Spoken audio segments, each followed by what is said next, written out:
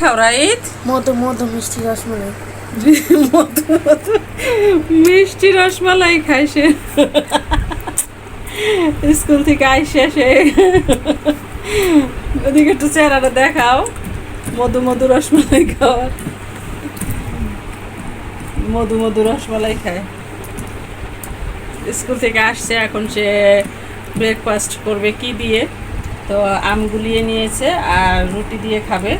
তো জিজ্ঞেস করলাম আব্বু কি খাও কয় মধু মধু রসমালাই আমিও একটু ভিডিও করে নিলাম কেমন হলো কমেন্টে জানিও প্রথমে তো শুনলে নিয়ে আমার ছেলের কথা মধু মধু রসমালাই খায় আমের দিনে আম কাঁঠালের দিনে আমার একদমই ঝামেলা কম লাগে আম কাঁঠাল তো সবসময় ঘরে থাকেই আর তাদের নাস্তা খাওয়ার জন্য আর কিছুই লাগে না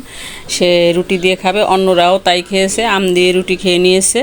আসসালামু আলাইকুম ভাইয়া ও আপুরা কাছের এবং দূরের দেশ এবং দেশের বাইরে যে যেখান থেকে বসে আমার এই ভিডিওটা দেখছেন আশা করি সবাই অনেক বেশি ভালো আছেন সুস্থ আছেন ইমানের সহিত আছেন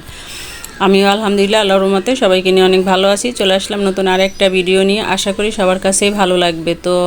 আজকে আমি কাঁকরোল রান্না করব সিম্পলভাবে সেটারই একটা হালকা রেসিপি তোমাদের সাথে শেয়ার করব সকালবেলার ওয়েদারটা একদমই মানে মেঘলা মেঘলা এই ওয়েদারটা আমার কাছে দারুণ লাগে আর বিশেষ করে বৃষ্টি দেখলেই আমার ভিডিও করতে মন চায় আমার চ্যানেলে অনেকগুলো বৃষ্টির ভিডিও আছে তোমরা আবার আমাকে কেউ পাগল বলো না আমি কাঁকরোলকে এরকম পিস পিস করে ভেজে এরকম কড়া করে ভেজে নিয়েছি এখন আমি চুলা একটা পাতিল দিয়ে দিয়েছি এখানে দিয়েছি পেঁয়াজ বাটা রসুন বাটা আদা বাটা ধনিয়া জিরার পাউডার হলুদ পাউডার মরিচ পাউডার একটু মরিচ বাটা তেল পরিমাণ মতো লবণ স্বাদ মতো দিয়ে এখন মশলাটাকে কষিয়ে নেব ওইভাবে ভেজে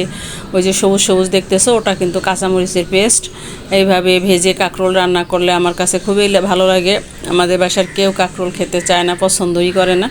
তো আমাকে একদিন বাজারের দায়িত্ব দিয়েছে আমি আমার পছন্দের বাজার করে নিয়ে আসছি কাঁকরোল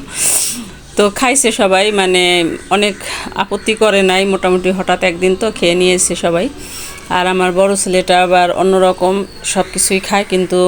বিপত্তি বাজে ওই ছোটোটাকে নিয়ে যে ওই যে মধু মধু রসমালাই খায়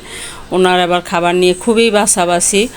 করে আর বড় ছেলেটা আলহামদুলিল্লাহ যা দেয় তাই খায় তো আমি মশলাটাকে একদম মানে ভালো মতো কষিয়ে নিচ্ছি তেল না ওঠা পর্যন্ত এবারে দিয়ে দেবো হালকা একটু পানি কারণ এটাতে অনেক মশলা থাকবে না এবং অনেক পানিও থাকবে না এটা কিন্তু আরেকটু আমি লাল মরিচের গুঁড়া দিয়েছি কেমন যেন সাদা সাদা দেখতে ছিল তাই একটু লাল মরিচের গুঁড়া দিয়েছি এটা মাখা মাখা থাকবে অনেক ঝোল থাকবে না মাছ মুছ দিয়ে তরকারি রান্না করলে আমার ঘরে বিশেষ করে কেউ খেতে চায় না মাছটাকে আমার আলাদাই রান্না করতে হয় সে যে মাছই হোক আর তরকারিটাকেও আমার